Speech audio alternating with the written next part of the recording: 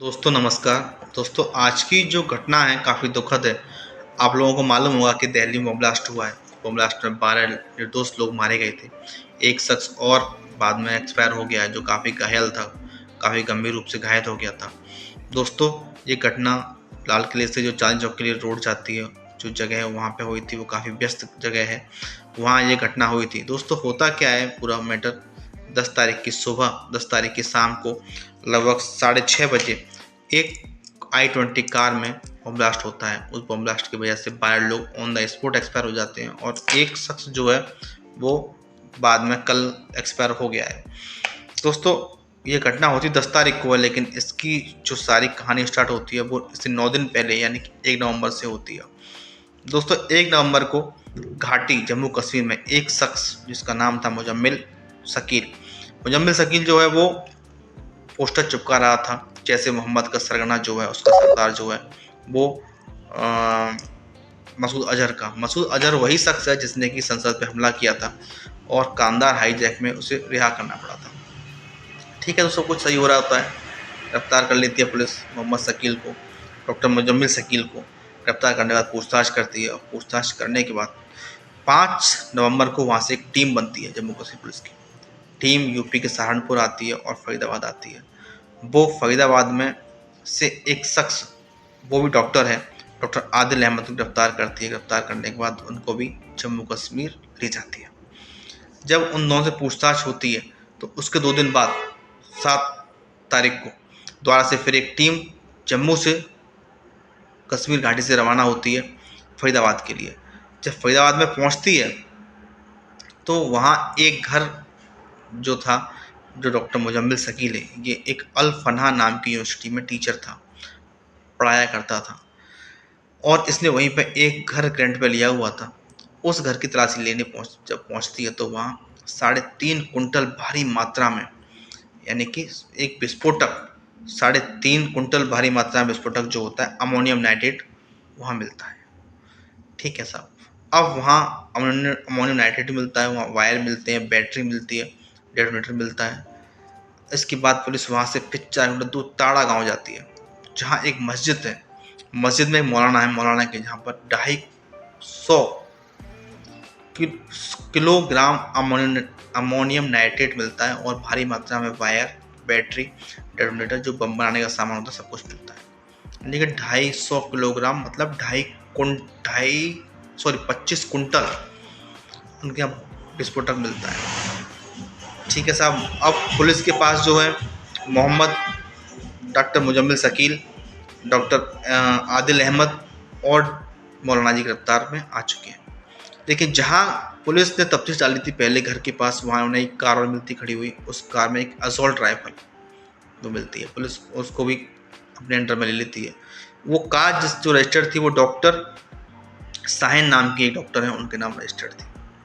ये सब लोग डॉक्टर हैं, लेकिन डॉक्टरों के नाम में एक भेड़िए हैं, यानी कि इन्होंने डॉक्टर के पेशे को ही बदनाम किया है। चलिए मुद्दे पे आते हैं। ठीक है, सब कुछ सही चल रहा था, पुलिस अपनी कार्रवाई कर रही थी। पुलिस को मालूम हुआ कि इनका एक और मिलने वाला है, उसका नाम है डॉक्टर उमर मोहम्मद, वो फरार है। अब 8 तारीख को सब कुछ से फ्री होते हैं। अब वो उमर मोहम्मद को पुलिस ढूंढ रही होती है, अपनी तफ्तीश कर रही होती है, मुखबिर लगा रही होती है। 9 नवंबर निकल जाता है। अब इधर उमर मोहम्मद को सब कुछ मालूम पड़ता है कि मेरे जितने साथी हैं सब कुछ पकड़े गए हैं, सारा मसाला, सारा बारूद पकड़ा गया है। तो वो 10 तारीख को सुबह 8:13 पे पदरपुर बॉर्डर जो है फरीदाबाद में है, लेकिन दिल्ली में एंट्री का बॉर्डर, वहाँ से गाड़ी वो अंदर एंटर दिल्ली के लिए करता है। टूल टैक्स पे देखा गया है, पर्ची कटवाता है, मास्क लगा हुआ है। ठीक है, साथ सब कुछ आगे बढ़ जाता है। अब 6-7 घंटे तक कोई गाड़ी का पता नहीं होता। अब वही गाड़ी जिसका नंबर था HR26CE7674 वही गाड़ी 7 घंटे 13 मिनट बाद 13:19 में लाल किले की पार्किंग में जाकर गाड़ी पार्क होती है। जब गाड़ी पार्क होती है वहाँ पे, तब वही ड्राइवर था, वही शख्स था और वही गाड़ी थी। गाड़ी पार्क हो जाती है। पार्किंग के अंदर गाड़ी 3.5 घंटे गाड़ी खड़ी रहती है। 3 घंटे गाड़ी खड़ी होने के बाद 3:19 बाद गाड़ी निकलती है और 6:38 पर गाड़ी उस पार्किंग से फिर से बाहर निकल जाती है। अब जो लाल किले से रोड गया है चांदनी चौक के लिए, उस जगह से गाड़ी पहुंचकर एक जब भीड़ भाड़ वाला इलाका होता है वहाँ बहुत ज़्यादा ट्रैफिक रहता है, ट्रैफिक चलता नहीं, ट्रैफिक रैंक होता है, यानी वहाँ पे लोग चिपक चिपक के चलते हैं, गाड़ियाँ साइड साइड लगी होती हैं। जिस समय उसकी गाड़ी घिरी हुई होती है सब ट्रैफिक में, उस समय डॉक्टर उमर मोहम्मद जो उस गाड़ी को चला रहा था, वो शख्स उस गाड़ी में बम ब्लास्ट कर देता है। डॉक्टर उमर मोहम्मद गाड़ी के आगे सीट पर बैठा हुआ था, उसे ब्लास्ट कर दिया। इतना भयंकर ब्लास्ट होता है कि गाड़ी के पीछे के सारे परखच्चे उड़ जाते हैं, आसपास की गाड़ियों को ब्लास्ट हो जाता है, फट जाती गाड़ियाँ, और जो आसपास में ई रिक्शा वाले जो और लोग खड़े हुए थे वो काफ़ी गंभीर रूप में घायल हो जाते हैं। ठीक है दोस्तों, अब क्या होता है, गाड़ी फट जाने के बाद कुछ समझ में नहीं आता, ब्लास्ट बुलाया जाता है आनंद फानन में, सब लोगों को अस्पताल भर्ती कराया जाता है, जिसमें कि 20-12 लोग ऑन द स्पॉट एक्सपायर हो गए थे, बाकी 20-22 लोग भर्ती हुए हैं, उनमें भी कुछ लोग बहुत ज़्यादा गंभीर हैं। दोस्तों, ये लोग डॉक्टर थे, ये डॉक्टर होने के बाद भी उन्होंने ऐसा काम किया, यानी कि डॉक्टरी के पेशे को बिल्कुल ही शर्मसार कर दिया। यानी कि इन्हें कितना ही पढ़ाओ, कितना भी कुछ भी करो, लेकिन इन्हें तो वही काम करना है कि बेचारे बेगुनाह लोग जो अपने घर से निकले थे, किस लिए?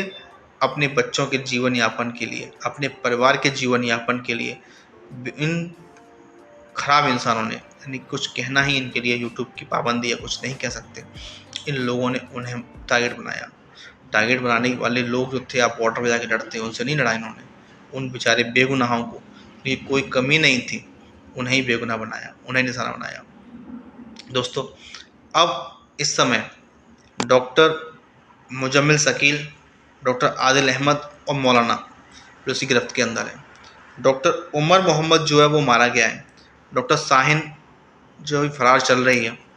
अब डॉक्टर शाहिन की तफ्तीश काफ़ी जो से हो रही है, सारा केस NIA को सौंप दिया गया है। दोस्तों, हम लोगों की बहुत बड़ी कमी है, हम लोग बहुत जल्दी भूल जाते हैं कि क्या होगा क्या नहीं होगा। जब ये लोग कोर्ट में जाएंगे हम लोग भूल जाएंगे, और इनके पक्ष में बड़े बड़े वकील खड़े होंगे और कहेंगे इनको बेगुनाह फंसाया गया है। दोस्तों, ऐसा ही 1994